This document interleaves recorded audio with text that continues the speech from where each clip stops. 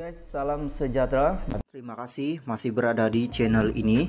Dan bagi mereka yang belum subscribe channel ini, sila subscribe, like, komen, dan share supaya Anda tidak akan ketinggalan info-info yang saya sampaikan di channel ini.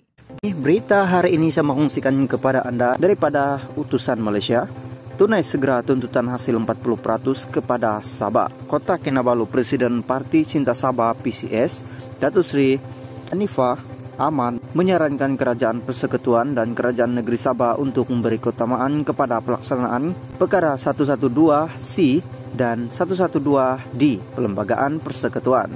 Beliau berkata di bawah perkara 112C dan 112D, Sabah berhak menerima geran 40% daripada keseluruhan hasil yang dikutip oleh Kerajaan Persekutuan dari Sabah.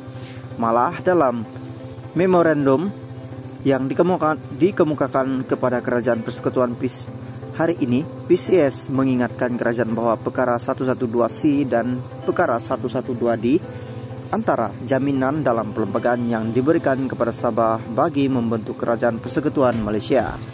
Tanpa jaminan itu, Sabah tidak akan bersetuju dengan pembentukan berkenaan. Malah, jika dilihat Kerajaan Persekutuan tidak membayar kutipan hasil itu sejak 1973 sehingga menyebabkan Kerajaan Sabah tidak memperoleh dana yang mencukupi bagi membangunkan sendiri negeri, katanya. Bekas Menteri Luar itu berkata, Kerajaan Persekutuan juga dilihat gagal menyemak semula geran yang telah dipersetujui, maka ia telah melanggar perlembagaan. Bagaimanapun jaminan yang diberikan Perdana Menteri Datuk Seri Anwar Ibrahim bahwa Kerajaan Persekutuan akan menghormati dan melaksanakan perjanjian Malaysia 1963 ME63 dilihat akan memberi sinar baharu kepada semua rakyat negara ini, katanya. Justru Anifah berharap semua isu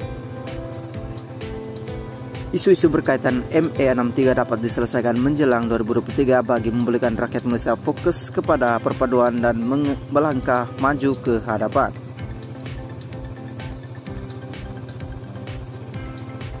Guys, salam sejahtera.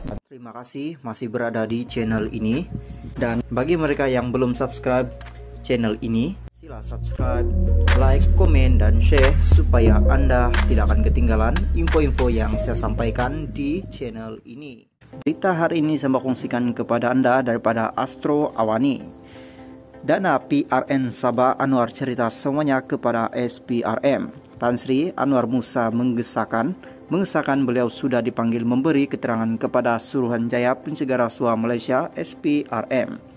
Minggu lepas susulan dakwaan jutaan ringgit diserahkan pengurusi Perikatan Nasional PN Tan Sri Muhyiddin Yassin kepada UMNO ketika pilihan raya negeri PRN Sabah 2 tahun lalu. Guys, salam sejahtera.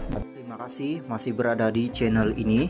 Dan bagi mereka yang belum subscribe channel ini, subscribe, like, komen, dan share supaya Anda tidak akan ketinggalan info-info yang saya sampaikan di channel ini. Berita hari ini saya kongsikan kepada Anda berita panas, berita mengejutkan hari ini daripada Berita Harian. Dr. Mahathir letak jawatan pengurusi pejuang. Kuala Lumpur, bekas Perdana Menteri Tun Dr. Mahathir Mohamad meletak jawatan sebagai pengurusi Parti Pejuang Tanah Air Pejuang. Perkara itu disahkan oleh sumber parti itu. Bagaimanapun, Dr. Mahathir dikatakan akan kekal sebagai pengurusi Gerakan Tanah Air GTA. Setakat ini, tiada pengumuman secara rasmi dilakukan oleh parti itu lagi. Difahamkan, Perhimpunan Agung Tahunan AGM Pejuang kedua akan diadakan pada 14 Januari depan. Pada pilihan raya umum ke-15 PRU 15 lalu, Dr. Mahathir yang bertanding di Parlimen Langkawi tewas kepada calon Perikatan Nasional PN Muhammad Suhaimi Abdullah yang memperoleh majoriti 13.518 undi. Pada PRU 15 juga, pejuang gagal memenangi sebarang 125 kawasan yang dipertandingkan, malah ramai calonnya hilang uang deposit. Dr. Mahathir bagaimanapun akur dan menerima pilihan rakyat dengan hati yang terbuka, malah beliau akan memberi tumpuan kepada bidang penulisan dan turut terbuka untuk ditemuduga penulis. Sekian, thank you.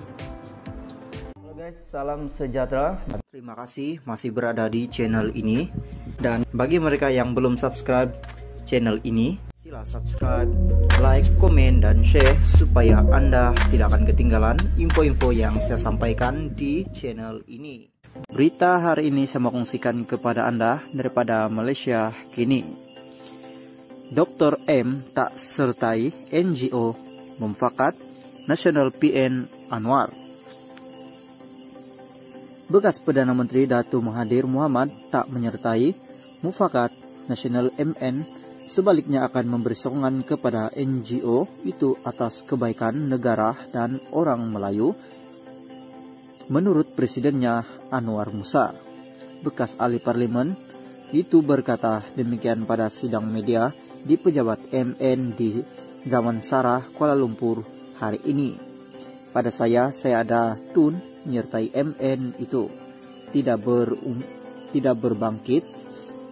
Tun adalah seorang negarawan, MN hanya sebuah persatuan yang kecil. Tun adalah bapa kepada negara kita.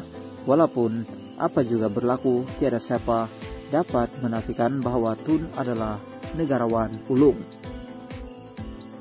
Walaupun dia menjadi ahli rasmi atau tidak, saya telah menjemputnya untuk menyertainya. Dibalas kata buat saja yang baik, saya sokong. Tun Dr. Mahathir turut melahirkan kebimbangan beliau tentang kedudukan orang Melayu dan berkata usaha untuk kebaikan negara dan orang Melayu dia akan sokong, kata Anwar menjawab soalan mengenai pertemuannya dengan Mahathir semalam.